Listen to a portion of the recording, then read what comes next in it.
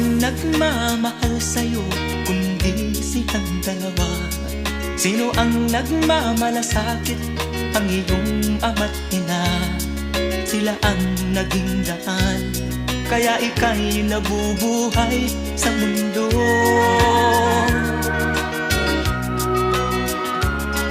Ano man ang mangyari, hindi sila magbabago. Ang mga magulang mo'y laging nagmamahal sa'yo. Kahit na nasasaktan, kahit na sila'y di mo pinapansin.